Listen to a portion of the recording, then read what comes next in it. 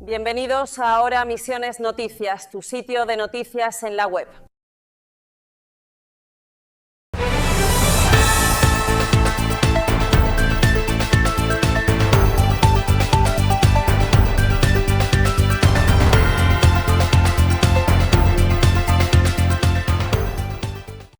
Este es el panorama de noticias locales, nacionales e internacionales de Ahora Misiones. Muy buen miércoles para todos, ¿cómo andan? Bienvenidos a Claves del Día, tu resumen con toda la data que necesitas para que no se te escape nada. Bueno, ahora sí, vamos a meternos de lleno en lo que nos trae este miércoles. Y bueno, primero lo primero, el clima. Che, a la mañana salí con campera sí o sí, porque arrancamos con unos 5 graditos. Está para un buen abrigo. Pero no te preocupes, que después mejora, ¿eh? Vamos a tener una tarde súper agradable, máxima de 25 y el cielo despejado a pleno.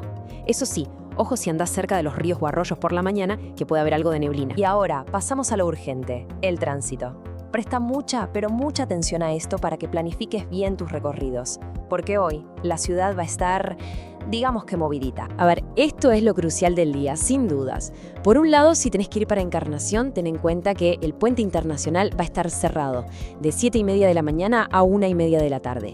Están cambiando las luces, así que a recalcular el viaje o a tener paciencia. Y por otro lado, acá en Posadas arranca la estudiantina. Ojo que a partir de las 9 de la mañana ya empiezan los cortes y desvíos en la zona del centro. Así que si tenés que moverte por ahí, ya sabes, armate de paciencia. Bueno, ya sabes cómo moverte por la ciudad. Ahora vamos a los trámites, a los servicios. Te ordenamos un poquito la agenda para que aproveches bien el día y no se te pase ninguna fecha importante. A tomar nota. Atenti, que es día de cobro para muchísima gente. Por ejemplo, hoy les toca a los jubilados y pensionados de la mínima con DNI que termina en 3, también a las pensiones no contributivas terminados en 6 y 7 y a la UH con terminación 3. Mira, fíjate bien en la tabla, busca tu beneficio y el número de tu DNI para estar seguro. Y si necesitas recargar la garrafa a precio social, el operativo Ahora Gas está en la calle como siempre. Por la mañana de 8 a 12 lo encontrás en Garupá, en el Paz Interior y también en San José, en el barrio Pindapoy.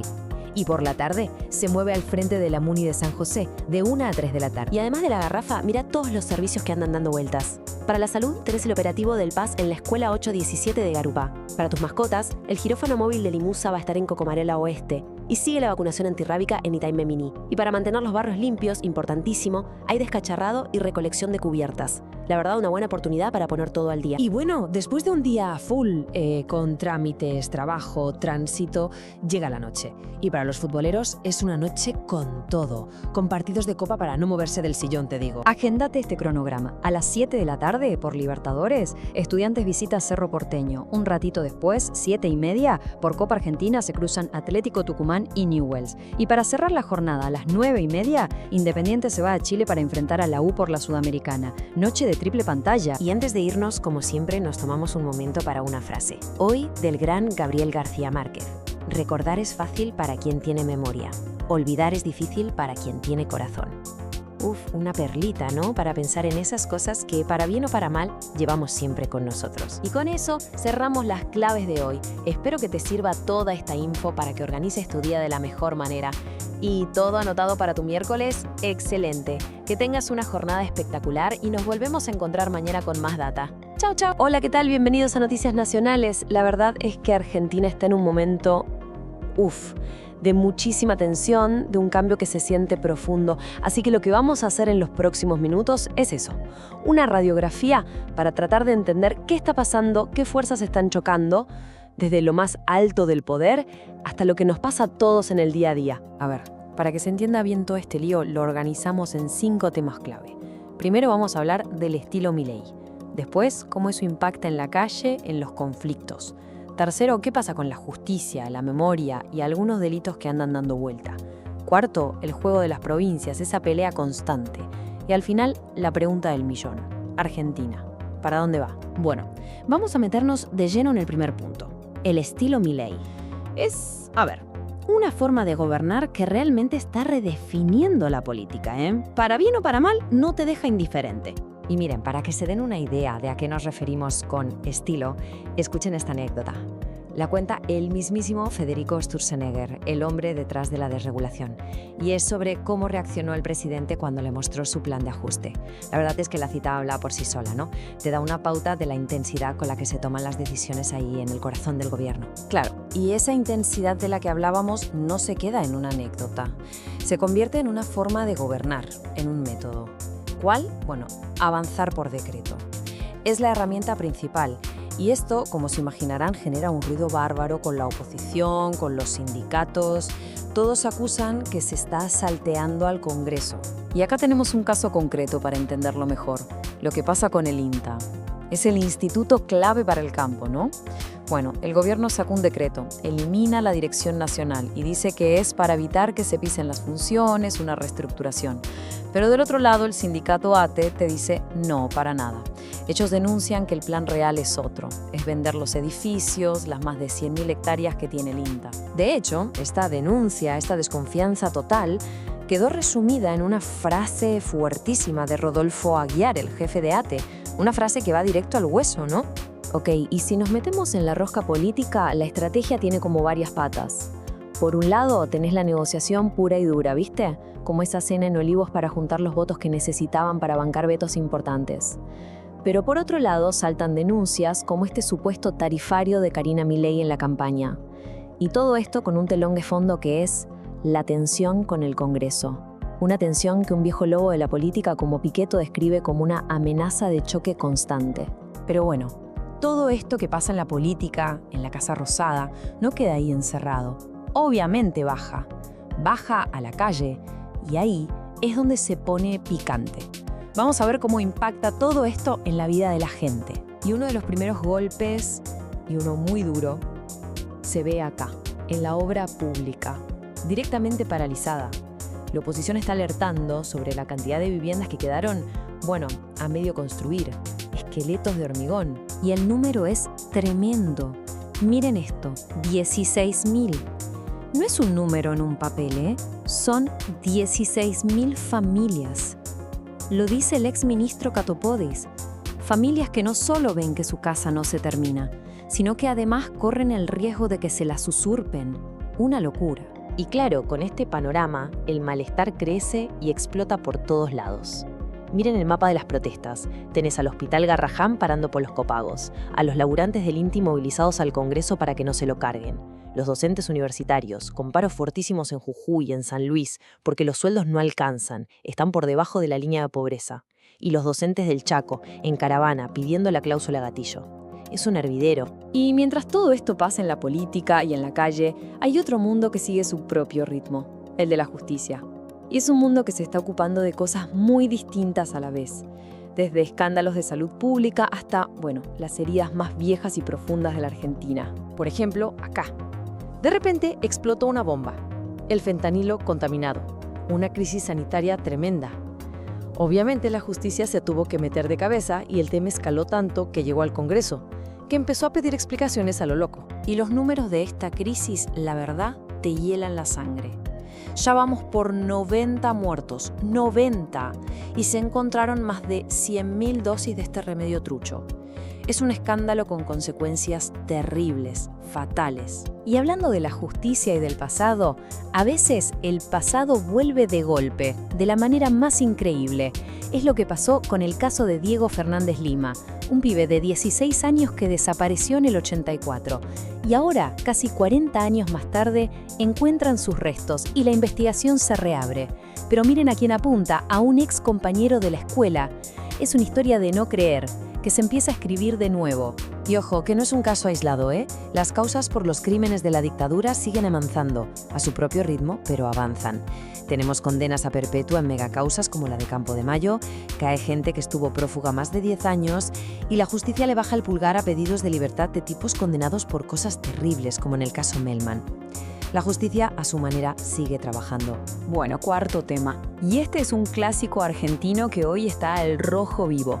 La pelea entre la nación y las provincias. El famoso federalismo está en tensión máxima.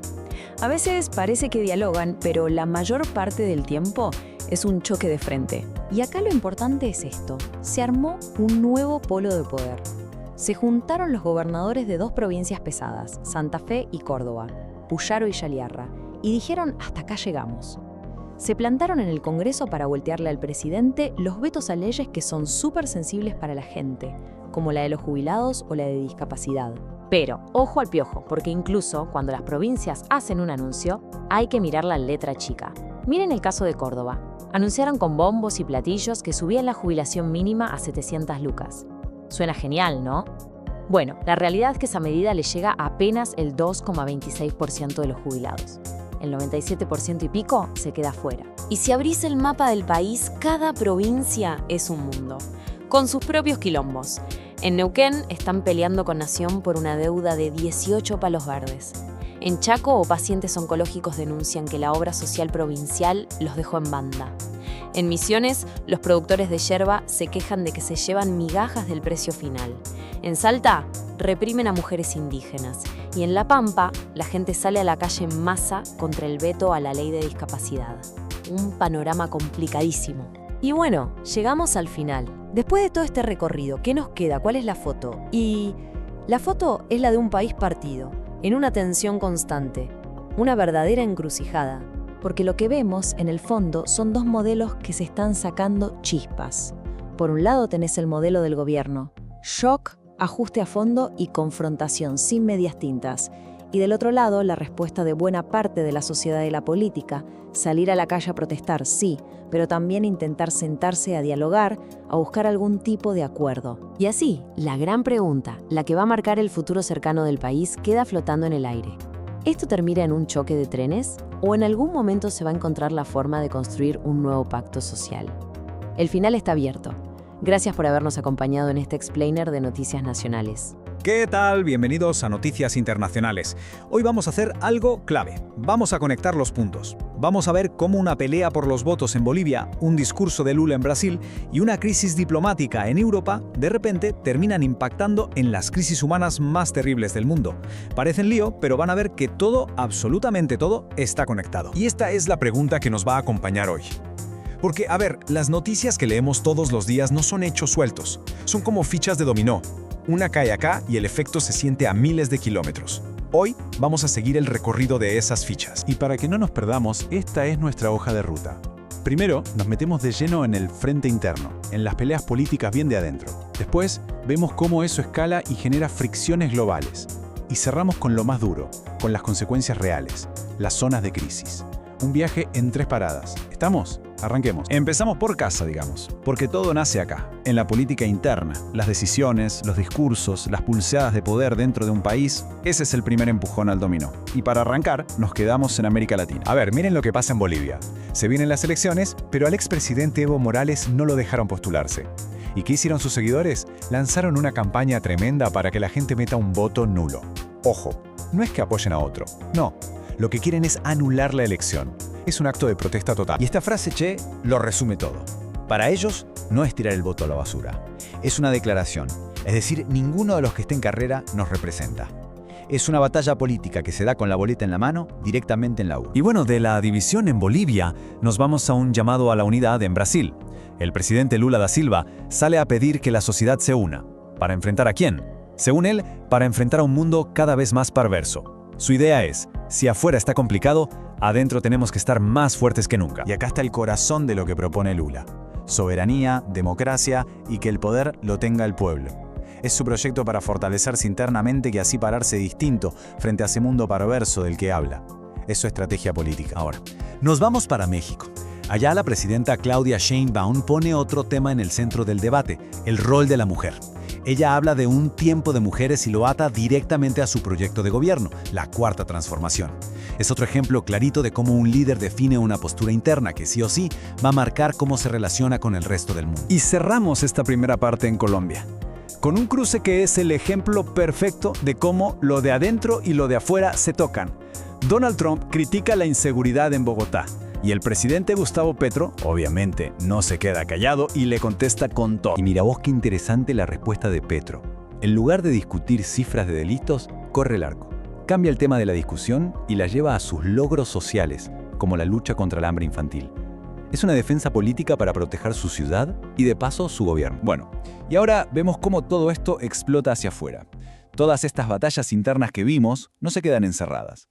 Tarde y temprano se desbordan y se transforman en roces diplomáticos, en tensiones. Acá la cosa se pone un poco más complicada. Este caso es de manual, ¿eh? Es para entender perfecto cómo funciona esto.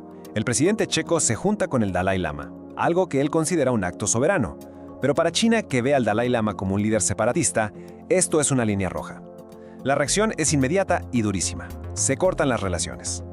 Causa-efecto. Más claro, imposible. Pero ojo, que no es el único lugar donde saltan chispas. Vemos tensiones por todos lados. Por ejemplo, Estados Unidos se mete en la política española y acusa a una dirigente por un acto a favor de Palestina. Y por otro lado, la Unión Europea se choca de frente con Israel, denunciando que no dejan pasar suficiente ayuda humanitaria a Gaza. Son todos focos de tensión que te muestran que el tablero mundial está al rojo vivo. Y así llegamos a la última parada.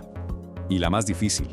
Porque cuando las peleas políticas se van de las manos y la diplomacia no alcanza para frenarlas, al final, ¿quién paga los platos rotos?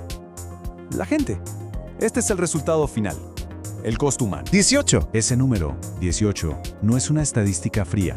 Son 18 personas, 18 familias destrozadas. Es el número de muertos que reportó la Defensa Civil de Gaza después de ataques aéreos sobre edificios donde vivía gente. Esto es lo que pasa al final de la cadena que empezamos a analizar. Y para que entiendan el nivel de confusión y de peligro que se vive, el ejército israelí informó que mató a 5 palestinos que, según ellos, se estaban haciendo pasar por trabajadores humanitarios de la famosa ONG del chef José Andrés, World Central Kitchen. Pero acá, atención, viene la otra campana. La propia ONG World Central Kitchen salió al toque a decir que esas 5 personas no tenían nada que ver con ellos, que no eran de su equipo. Esto te pinta de cuerpo entero lo que es la niebla de la guerra, donde es casi imposible saber qué es verdad y la desconfianza lo cubre todo. Y la tragedia se repite en otros lugares. Nos vamos a Siria, donde hay una denuncia que te hiela la sangre. Se difundieron imágenes de un asalto a un hospital, donde se ve a militares ejecutando a un trabajador de la salud. Adentro de un hospital. Una locura. Esto fue tan, pero tan fuerte que el propio secretario general de la ONU, Antonio Guterres, tuvo que salir a decir que las imágenes eran sumamente inquietantes. Y créanme, cuando la ONU usa esas palabras es porque se cruzaron todos los límites. Es la condena mundial a un acto de total barbarie. Entonces, para rebobinar un poco, arrancamos viendo cómo las peleas políticas de cada país le dan una forma, una identidad. Después, vimos cómo esos intereses chocan y ponen a la diplomacia mundial contra las cuerdas, y cerramos viendo la consecuencia más trágica. Cuando todo eso falla, el costo en vidas humanas es terrible. ¿Ven cómo todo se ata? Y les dejo esta pregunta picando, para que nos quedemos pensando. En este mundo donde una firma en un escritorio en una capital puede decidir sobre la vida o la muerte de una familia a miles de kilómetros, ¿dónde está la línea? ¿Dónde termina el juego de la política y dónde tiene que empezar a pesar simplemente nuestra humanidad? Gracias por estar del otro lado. Nos vemos en la próxima. Esto ha sido todo por las noticias más relevantes del día. Nos vemos en un nuevo informe de Ahora Misiones Noticias. Hasta luego.